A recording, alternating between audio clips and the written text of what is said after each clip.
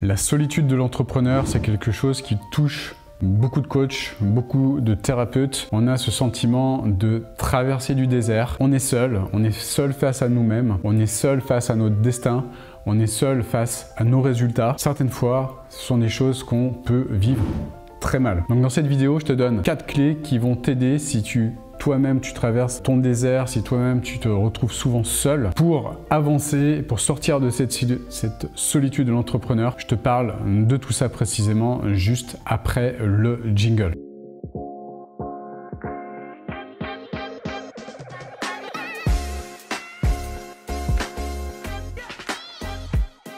Alors la solitude, comment sortir de cette solitude, comment sortir de cette traversée du désert en solo que beaucoup d'entrepreneurs, beaucoup de coachs, beaucoup de thérapeutes vivent. Je sais que c'est le quotidien de beaucoup de personnes, il y a beaucoup de personnes qui viennent vers moi, qui m'en parlent, qui me parlent de cette solitude quand on se retrouve face à soi-même, que le partenaire de vie ou la partenaire de vie quitte le domicile pour aller travailler, pour aller faire ce qu'elle a à faire. Quand les enfants, par exemple, partent à l'école, qu'est-ce qui se passe? On se retrouve seul face à soi-même. Et je sais que la solution est pas forcément simple à trouver et que la situation est très délicate et très difficile. Pourquoi je le sais? Parce que moi-même je l'ai vécu. J'ai vécu cette solitude et évidemment quand j'ai commencé, j'étais seul au monde. J'avais l'habitude d'être salarié, donc c'était pas forcément évident de passer du salariat comme ça au monde de l'entrepreneuriat. Pourquoi? Parce que quand on commence, on ne sait pas exactement ce qu'on a à faire. On ne sait pas exactement ce qui est nécessaire pour réussir. On ne connaît pas le chemin, on n'a pas de trame.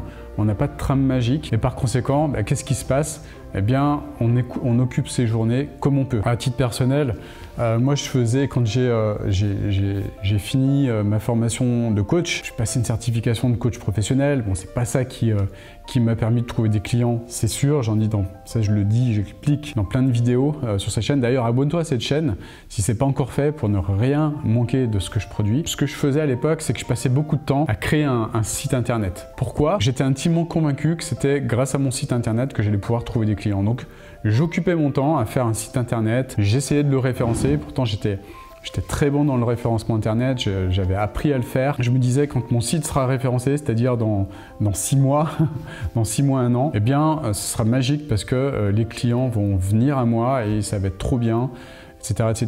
Donc ce qui se passait, c'est que en tant que coach, je ne savais pas du tout ce que je pouvais apporter au monde. Donc évidemment, mon site internet, je mettais tout ce que je voulais faire, tout ce que je pouvais faire. Coach en développement personnel, coaching en orientation scolaire, coaching au niveau des relations et intrapersonnelles. Je voulais aider des personnes à mieux vivre professionnellement, je voulais aider des personnes à mieux vivre dans leur couple, je voulais aider tout le monde. Je voulais vraiment aider tout le monde et en voulant aider tout le monde, évidemment, j'ai des personnes. Pourquoi? Parce que ce que je faisais, ça parlait à personne. J'étais seul au monde, je passais du temps à distribuer des tracts un petit peu partout, seul évidemment. J'allais parfois à des petits déjeuners ou parfois à des cocktails avec des poches chargées de cartes de visite. J'essayais de les distribuer en essayant de parler de ce que je faisais, mais c'était toujours un flop. Les gens à qui je parlais, on n'avait rien à faire. Enfin, ils m'écoutaient poliment, mais je sentais au fond de moi-même qu'ils n'en avaient rien à faire de ce que je disais. Ils acceptaient poliment ma carte de visite et je savais au fond de moi où se finissait cette carte de visite. Elle finissait dans le cimetière des cartes de visite, donc le grand bocal là, ou la boîte qu'on a tous dans l'entrée, dans laquelle on place des choses, une sorte de vide-poche dans lequel on met des choses sans intérêt. Ce que j'appelle le cimetière des cartes de visite, c'est là où elles terminent et c'est là où elles termineront toutes en fait. Quand j'ai compris ça, j'étais un peu désespéré, donc le problème c'est que je me rendais pas compte en fait que je faisais les choses mal. Donc qu'est-ce que je faisais? Je regardais des contenus, je regardais des vidéos, des vidéos YouTube, je passais beaucoup de temps à essayer de comprendre la stratégie de Pierre, de Paul, de Jacques, j'essayais de mettre en place des choses, mais c'était complètement n'importe quoi. Une fois je partais à direction sud, je perdais 2 mois, 2 mois après, je me disais mais c'est n'importe quoi, ça donne pas de résultat. Je partais direction nord, en écoutant Jacques, disant ouais Jacques dit que ce que dit Paul c'est n'importe quoi, donc ouais je vais faire ce que dit Jacques, et je partais dans des schémas comme ça, tous les 2 mois je changeais et je n'avançais pas. Jusqu'au jour où je rencontre une ancienne collègue de formation de coaching qui elle-même avait fait cette formation, avait conservé son job. Cette personne, je la connaissais bien, c'était quelqu'un que j'appréciais beaucoup, qui était très cartésienne en fait. Cette femme était et est toujours d'ailleurs très cartésienne. On parlait de ce qu'on faisait au quotidien, donc elle me posait la question, alors Olivier, comment t'occupes tes journées là maintenant? Et là, cette question m'a mis un petit peu en difficulté, je l'avoue. Pourquoi? Parce que je me suis pris en flag de me justifier en fait. Là, j'ai bugué déjà pour comprendre ce que je faisais de mes journées. J'ai mis un temps déjà pour trouver quoi lui répondre surtout. Là, je lui dis, en fait, ouais, j'occupe mes journées, là, je suis en train de faire un site internet parce que j'ai un grand projet, je vais mettre en place mon activité de coaching et donc ça me prend du temps. Là, je suis en train de créer les pages, de vraiment synthétiser, tu comprends ce que je vais faire, ce que je vais apporter à mes clients et par conséquent, ça prend du temps. Je suis également dans le référencement parce que ce que je veux, c'est référencer mon site. Donc j'ai trouvé un nom de domaine qui est génial, qui s'appelle grenoble-coaching.com. Ça va être génial parce que je vais pouvoir... J'étais agité comme ça. Parce que j'ai pas trop ce que je voulais dire. Et par conséquent, ça va être génial parce que je vais attirer plein de personnes qui vont taper sur Google Grenoble Coaching et elles vont toutes venir sur mon site et je vais avoir plein de clients comme ça va être trop bien. Et je voyais son visage qui était complètement sceptique en fait parce qu'elle voyait que j'étais agité. C'est quelqu'un qui est très intelligente et je pense qu'elle avait capté en fait que j'essayais de trouver des justifications pour justifier mon occupation et pour justifier mes journées, pour justifier le temps. En tout cas, c'est comme ça que je l'ai perçu à ce moment-là et c'est comme ça que je l'ai vécu. Ce qui se passait, c'est que plus j'essayais de trouver des justificatifs et plus je m'embourbais en fait dans mes histoires et plus je me rendais compte que j'étais mal en fait. Pourquoi j'étais mal à ce moment-là? Parce que je sentais une sorte de honte et de culpabilité qui montait en moi. Petit à petit, je me sentais rougir en fait en échangeant avec cette personne. Et là, j'ai commencé à être vraiment mal et en fait, j'ai changé de conversation parce que je comprenais que en fait mes journées, petit à petit, je comprenais que je faisais beaucoup de choses, mais qu'au final, ça faisait des semaines et des mois que je faisais des choses, que ça faisait des semaines et des mois que je lui avais déjà dit que j'étais en train de créer un site internet, ça faisait des semaines et des mois que je lui ai déjà dit que je voulais le référencer et je me rendais compte en fait que j'étais en train de lui répéter des choses que je lui avais dit il y a 6 mois et que je n'avais pas avancé d'1 centimètre par rapport à la dernière fois où je l'avais vu finalement. Et c'est ça qui m'a mis de la honte, de la culpabilité, une sorte de colère. Au départ, cette colère, elle était face à elle parce que je me sentais jugé de par la façon dont elle était sceptique. Je me sentais jugé vis-à-vis de ça. Et puis au final, j'ai compris que cette colère, elle n'était pas vraiment contre elle, cette colère était par rapport à moi. Et justement, par rapport au fait que je n'avais pas avancé, par rapport au fait que je n'avais pas de trame, par rapport au fait que finalement j'occupais mes journées avec des occupations, avec tout un tas de choses pour justifier que je faisais des choses, pour essayer de justifier à des personnes comme elle, justement, que j'avançais, que j'étais dans l'action et que finalement j'étais pas un feignant, que j'étais utile, que j'avais une utilité sur cette planète, sur cette terre, mais que finalement en parlant à elle, à cette personne, je veux dire 6 mois après, je m'étais rendu compte que je n'avais pas avancé parce que j'étais incapable de le faire. Pourquoi? Parce que je ne savais pas réellement ce que je voulais faire, je ne savais pas réellement où je voulais aller, j'avais pas réellement de vision, j'avais pas réellement de direction et je ne croyais pas en moi et encore moins en mon projet. Et c'est ça en fait que j'avais du mal à m'avouer à ce moment-là.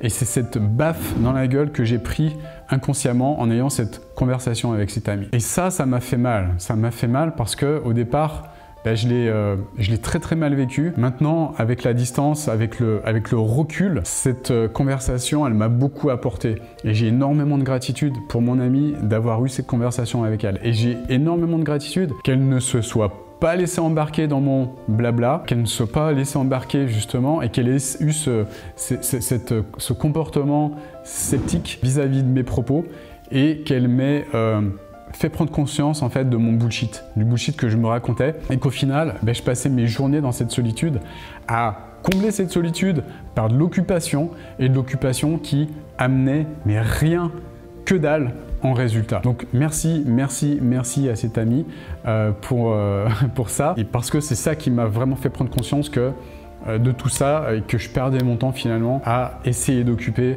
mon temps de cette manière. Donc le temps passe très vite et j'ai compris les 4 clés que je vais te donner là en fait. Et ça, je l'ai compris sur le chemin petit à petit. Ça m'a pris des années pour sortir de la solitude mais ça m'a vraiment aidé. Et si c'était à refaire, si je rencontrais quelqu'un qui me permettait justement d'obtenir ces 4 clés pour sortir de cette solitude, eh bien ce serait beaucoup plus évident, et j'adorerais maintenant rencontrer une personne qui me permettrait de te donner, de te livrer ce que je vais te dire là maintenant. Donc déjà, la première clé que j'aimerais te donner, c'est déjà avoir une direction, savoir où aller, avoir une vision.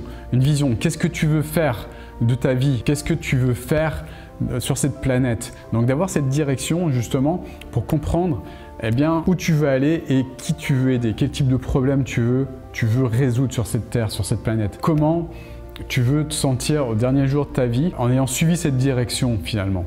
C'est une direction qui te permet d'être dans le flow, d'être dans une énergie positive et surtout d'avancer vers cette direction dans le fun, dans le jeu. Prendre ça comme un jeu en fait pour faire baisser l'enjeu. Ça c'est extrêmement important. Ça sert à rien d'être dans le dur, ça sert à rien de se faire du mal. Justement, je vois tellement de personnes qui sont dans le dur, qui se font chier, qui se font mal, qui sont dans la souffrance, dans cette stupide solitude. Non, c'est pas normal. C'est pas normal. Simplement, c'est un symptôme que tu n'as pas la direction, tu n'as pas la bonne direction. Voilà, ça c'est la clé numéro 1. Trouve la direction en fait. Et si tu n'y arrives pas, fais-toi aider évidemment pour le faire. Ensuite, deuxième chose, avoir la trame pour y aller. La trame pour créer cette vision d'entreprise. Une vision égoïste pour toi, pour ce qui est important pour toi par rapport à tes valeurs, de manière à ce que tu sois épanoui, parce que ça sert à rien si tu crées une entreprise, qu'elle te permette pas d'être heureux ou heureuse, ça sert à rien. Et ensuite, vision altruiste. Qu'est-ce que tu crées avec cette entreprise? Il y a beaucoup de personnes qui ont la vision altruiste, mais qui n'ont pas la vision égoïste. Et inversement, c'est important de ne pas s'oublier dans l'équation et aussi de ne pas oublier les autres, de ne pas oublier pourquoi tu fais cette entreprise, à quoi elle sert, qui elle aide en fait. Ça, c'est le deuxième point. Donc, avoir cette trame pour aller vers cette vision d'entreprise. Donc, savoir les étapes, toutes les étapes pour savoir ce que tu as à faire dans tes journées. Parce que si, comme moi, tu fais n'importe quoi, c'est-à-dire créer un site internet, distribuer des cartes de visite, regarder des vidéos, écouter les gens qui te disent Pierre, Paul, Jacques, là, qui te disent n'importe quoi, qui sont juste là pour te vendre leur formation en ligne, tu perds du temps. Tu perds du temps parce que tu n'as pas une trame. Tu n'as pas une trame. Comment tu vérifies si la trame c'est la bonne? Simplement regarde le nombre de résultats obtenus par les clients de cette personne. S'il y en a 0, s'il y a nada, c'est que évidemment cette trame, il y a peut-être des choses qui ne fonctionnent pas dans la trame que présente cette personne, tout simplement. On reconnaît la valeur et la validité d'une trame par rapport au nombre de personnes qui l'ont utilisée et qui ont réussi en suivant cette trame, tout simplement. Ensuite, point numéro 3, avoir une trame qui est proposée également par une personne qui a déjà atteint ce résultat. Je vois tellement de personnes qui proposent des trames mais qui ont elles-mêmes pas atteint le résultat, qui ont elles-mêmes fait aucune erreur en fait, qui font juste une sorte de copier-coller là comme ça, acquise chez un autre coach ou un autre voilà, mais sans avoir elles-mêmes trouvé des solutions, sans avoir elles-mêmes vécu le truc en fait. C'est ça qui est important. Déjà comprendre les résultats de cette personne, comprendre le parcours de cette personne et comprendre si réellement c'est du vécu en fait. Parce que le problème c'est que quand tu vas rencontrer un type de problème, si la personne n'a pas vécu elle-même le problème, comment elle va faire pour t'aider à t'en sortir de ce problème? Justement, si elle ne connaît pas, si elle n'a pas l'expérience en fait, si elle n'a pas vécu le truc elle-même. Donc ça c'est la clé numéro 3, la personne. Et la clé numéro 4, c'est la clé la plus importante pour moi, c'est l'environnement. L'environnement est super important. Moi, je me suis heurté à des environnements au départ pour sortir de ma solitude. J'ai cherché des environnements d'entrepreneurs et je me suis assez rapidement rendu compte que ces environnements, c'était des environnements où on se plaignait. Des entrepreneurs qui se plaignaient des impôts, qui se plaignaient de machin, c'est pas possible, et ouais, on se vidait le cul les uns contre les autres là. La vie c'est comme ci, la vie c'est comme ça, et le gouvernement est machin, et truc et bidule. Et on se balance, en s'explosant les boutons avec notre pu là, l'évacuation de pu. Le problème c'est qu'on se crée des limites. Et j'ai rapidement compris que ces environnements, n'étaient pas les environnements propices à avancer, parce que c'était des environnements dans lesquels il y avait uniquement des personnes avec des plafonds de verre comme ça, qui moi-même m'empêchaient d'avancer, d'évoluer, parce que en ayant la vision du monde de personnes avec ces plafonds de verre, tu comprends bien que tu ne peux pas obtenir des résultats en ayant continuellement en face de toi des personnes qui te disent c'est pas possible en fait. C'est pas possible, c'est dur, c'est machin, c'est truc. Donc d'où l'importance d'être dans un environnement composé de personnes qui ont les mêmes objectifs que toi. Un environnement composé de personnes qui sont motivées, qui sont déterminées. Et surtout un environnement qui soit modéré par des personnes qui n'ait pas de plafond de verre. Modéré par des personnes qui, à chaque fois qu'il y a une personne qui a tendance à se plaindre, qui va lui dire « Hey, comment je peux t'aider ? Comment je peux t'aider ? Mais s'il te plaît, arrête de distiller des croyances limitantes comme ça. Comment je peux t'aider justement à les faire évoluer ces croyances limitantes? Parce que ce que tu dis, ce n'est pas exact en fait. Tu comprends? Donc c'est super important d'être dans un environnement composé de personnes, 1, qui ont les mêmes objectifs que toi, 2, un environnement de personnes qui sont ultra motivées, et 3, un environnement qui soit modéré justement par une personne qui a une expérience et qui justement casse ces plafonds de verre. Voilà, donc ces 4 clés, elles sont super importantes et c'est celles-ci qui vont te permettre de sortir de cet état de solitude et de cette traversée du désert que peut-être toi-même tu traverses en ce moment. Ça, c'est un environnement qui m'a inspiré justement, enfin c'est les clés, ces 4 clés qui m'ont inspiré pour créer l'environnement. L'environnement devient coach prospère avec mon équipe maintenant, mon équipe de coach qui veille à être les garants justement du respect de tout ce que je viens de dire, de ces clés-là, et puis un environnement que j'aurais aimé moi-même avoir quand j'ai commencé, qui est l'environnement devient coach prospère. C'est un environnement qui permet à des centaines de personnes d'avoir des résultats de dingue. D'ailleurs, regarde juste en dessous dans les commentaires, dans la description de cette vidéo plutôt, un lien vers les personnes qui parlent de ce qu'elles ont vécu dans cet environnement, qui parlent de leur transformation, qui parlent de leurs résultats. Il y a des centaines, on a dépassé les 100 témoignages vidéo, on a également des centaines de témoignages évidemment écrits là, de print screen qu'on a pris dans notre groupe Client devient coach prospère. Donc ça représente des centaines de témoignages de personnes qui parlent de leur succès, de leur réussite. Et c'est pas anodin tout ça.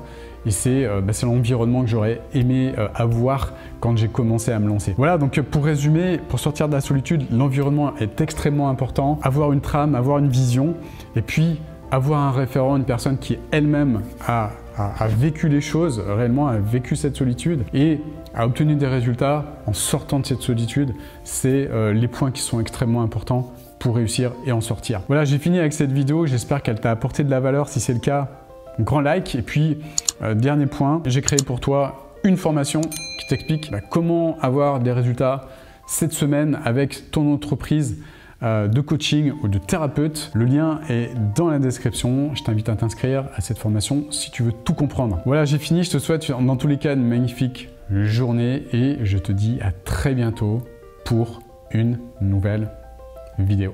Ciao, ciao.